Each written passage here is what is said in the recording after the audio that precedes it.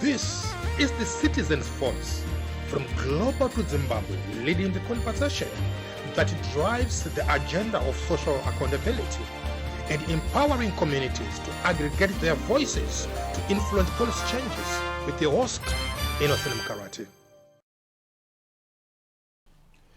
Good morning, good afternoon, and good evening, Zimbabwe, wherever you are. God bless you on this wonderful Monday. And thank you very much for watching this Facebook Live. I'm your host, Innocent Mkarati. Now, let me start by making a disclaimer, because a lot of people have been asking me questions about this platform. The Citizens' Voice is not a political party. The Citizens' Voice is not affiliated to any political party by all means. Tirikuti isusu platform ino ya haisi political party.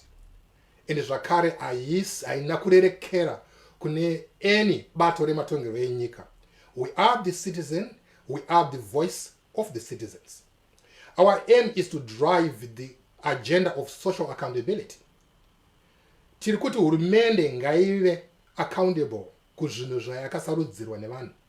Zvavakauya vachitaura kuvanhu kuti ndo zvatichaita, tiri kuti isusu aiwaka hurumende ngaive inoita zvayakauya ichitaurira kuvanhu. There must be accountability. Ngakuve kuina accountability to infrastructure. Ngakuve kuina accountability to the economy by creating policies that drives in investors. Ngakuve kuina accountability to good education. Ngakuve kuina accountability to good health. Ngakuve kuina accountability to the people's welfare. Ngakuve kuina accountability to childcare, people's pension, and all the other things that they are selected for. Not only the current government are we talking about, but all the other governments that will come to power. We are saying the citizens now are awake, and we are going to be monitoring your social accountability in everything that you do. Ingave hurumende ye ZANU-PF, ingave hurumende ye MDC, ingave hurumende ye CCC, any other government that is going to be that is going to be coming in power, including the current government. We as citizens, we are asking for social accountability on all the government that are going to be coming into Zimbabwe. This platform is created by citizens of Zimbabwe all over the world, and we are giving each other opportunities to come together to talk about things that affect our social well-being. Pasi rose sema-citizens eZimbabwe, ngatiuye tiungane pamwe chete, titaure nehurumende yedu zvinhu zvinotinetsa, kwete kumirira kuti hurumende ndiyo inouya ichitaura kwatiri zvinhu zvavanofunga kuti zvinotinetsa. Tiri kuti aiwa ngazvive the other side of the coin. Isu ndisu ma-citizens, isu ndisu toenda kuhurumende, isu ndisu totaura nehurumende zvinhu zvinotinetsa muupenyu hwedu, kuti upenyu hwedu huchanduke, upenyu hwedu huve nani zvakaita upenyu hwevamwe vanhu vari mudzimwe nyika. Hatisi kutsvaga kurwa nemunhu, tiri kutsvaga a dialogue. Takambonzwa vamwe vachitaura vachiti the voice of the people is the voice of God. Saka ngazvive saizvo. Voice rema-citizens ngarichive voice rinomiririra, voice raMwari tikutaura kwazvo. Zimbabwe has got over 25 political parties, all claiming to come to us to represent our interest. There has not been so many platforms that citizens have a voice to address the politicians about the interests and about our interest and how we want to be represented by the government. So this platform is created by the citizens to create a dialogue, to create a platform where we can talk to the government about our interests, as compared to the government just talking to us about how they want to how they represent our interest.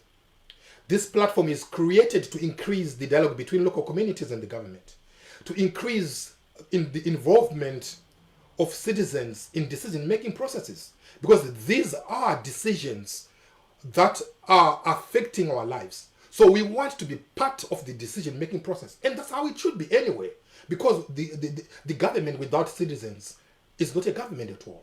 It represents the citizens, so the citizens should have a voice in the process in which policies are formulated to govern or to run the citizens.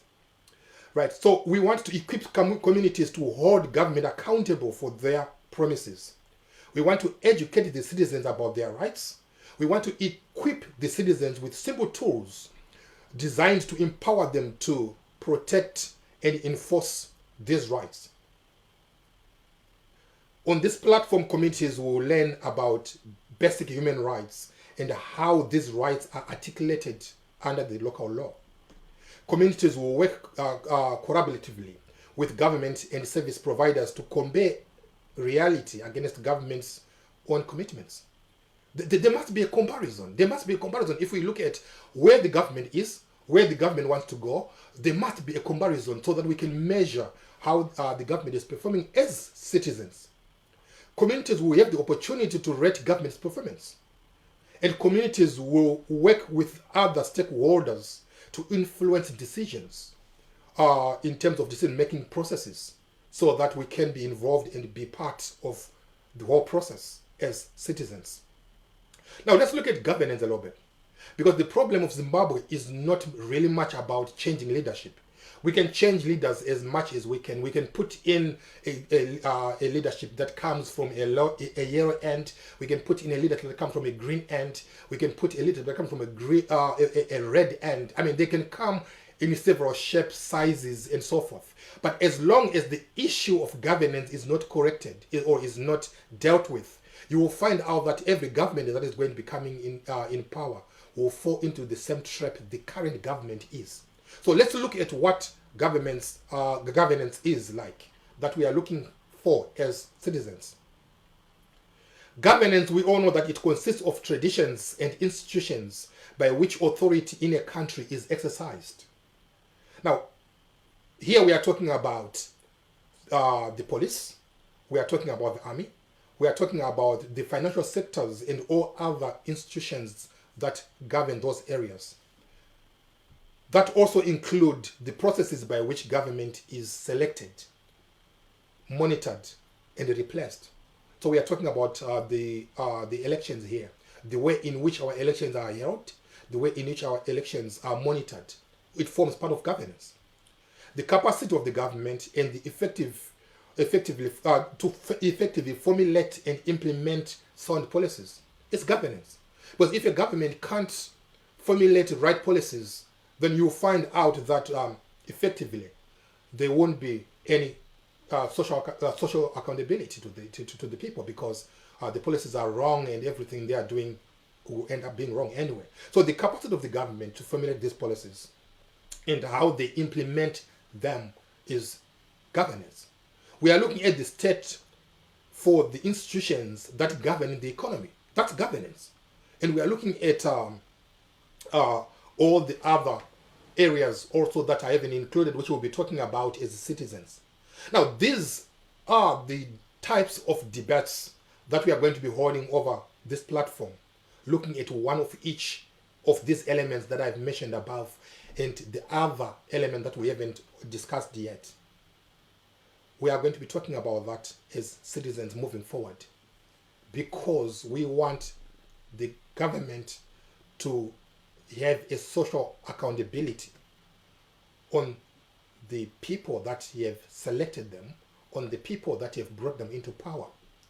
Now, on the other side of this platform, we have got also the charity side of it.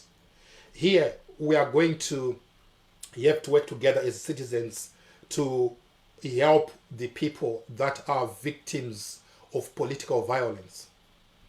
What you find out in our country at the present moment is that during the time of campaigns, like right now, when politicians are coming to us asking for us to put them into power, there's a lot of violence that takes place that results in other people being killed, that results in families ending up having no breadwinners, that results in other people being injured, and that results in people's lives changing completely because of the political violence.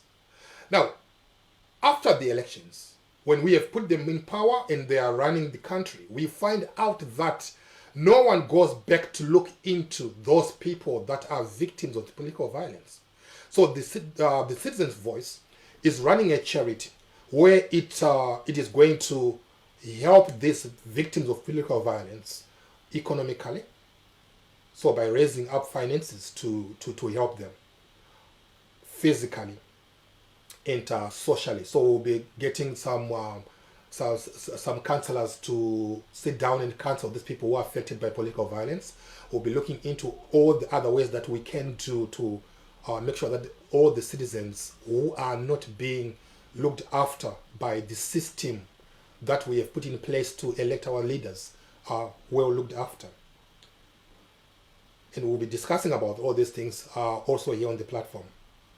Now, thank you very much for watching this video. It was a video to introduce the platform which we are going to be working on as the Citizen. Till we meet again in the next episode, God bless you and God bless Zimbabwe. Thank you.